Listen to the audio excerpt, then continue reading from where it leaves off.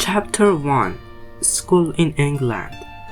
One cold winter day, a little girl and her father arrived in London. Sarah Crewe was 7 years old, and she had long black hair and green eyes. She sat in the cab next to her father and looked out of the window at the tall houses and the dark sky. "What are you thinking about, Sarah?" Mr. Crewe asked. "You are very quiet." He put his arm round his daughter. "I'm thinking about our house in India," said Sarah, "and the hot sun and the blue sky. I don't think I like England very much, father."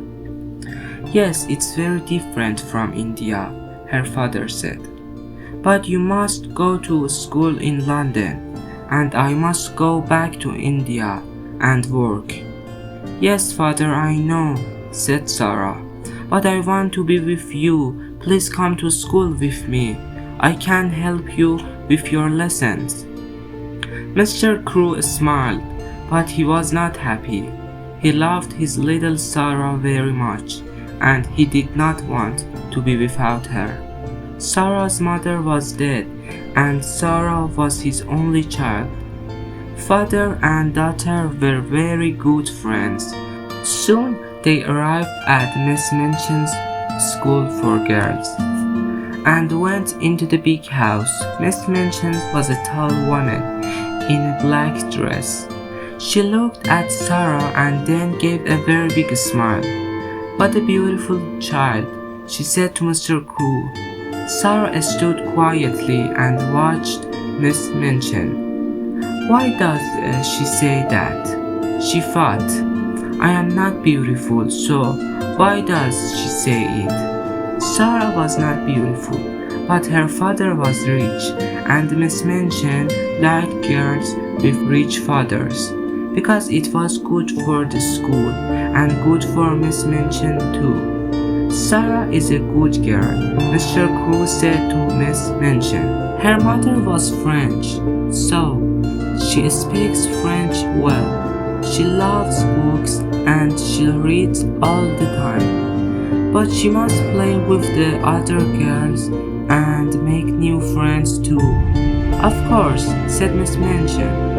She smiled again. "Sarah is going to be very happy here, Mr. Crewe." Mr. Crewe stayed in London for a week. He and Sarah went to the shop and he bought many beautiful expensive dresses for his daughter. He bought books and flowers for her room and a big doll with beautiful dresses too. Miss Minchin smiled, but she said to her sister Amelia, "All that money on dresses for a child of 7. She looks like a little princess, not a schoolgirl." When Mr. Crewe left London, he was very sad.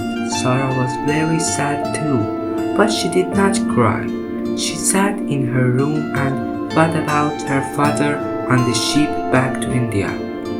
"Father wants me to be happy," she said to her new doll. "I love him very much and I want to be a good daughter, so I must be happy." It was a very big and very beautiful doll, but of course it could not answer. Sarah soon made new friends in the school. Some little rich girls are not very nice children. They think they are important because they have money and lots of expensive things. But Sarah was different. She liked beautiful dresses and dolls, but she was more interested in people and books and telling stories. She was very good at telling stories. She was a clever child, and the other girls loved to listen to her. The stories were all about kings and queens, and princes and wonderful countries across the sea. "How do you think of all those things?" asked her best friend Ermengarde. "I have all these pictures in my head," said Sarah. "So it's too easy to tell stories about them." Poor Ermengarde was not clever. She could never remember any of her school lessons, and Miss Minchin was always angry with her. Sarah often helped Ermengarde with her lessons. "Listen, Ermi," she said. "You remember that French king, Louis XVI? Well, this is a story about him. One day in 1792, and so Ermengarde learned her lessons from Sarah's stories, and she loved her friend very much. But not everybody was Sarah's friend. Lavinia was an older girl. Before Sarah came, Lavinia was the richest and the most important girl in the school. But Sarah's father was richer than Lavinia's father. So now Sarah was more important than Lavinia. And Lavinia did not like that. Oh, Sarah is so clever, Lavinia often said. Sarah is so good at French. Her dresses are so beautiful, and she can sing so well, and she is so rich. Of course Miss Minchin likes her best. Sarah did not answer when Lavinia said these things. Sometimes it was not easy, but Sarah was a kind, friendly girl, and she did not like to be angry with anyone. Thanks for watching. Please subscribe to my YouTube channel and like this video. Bye.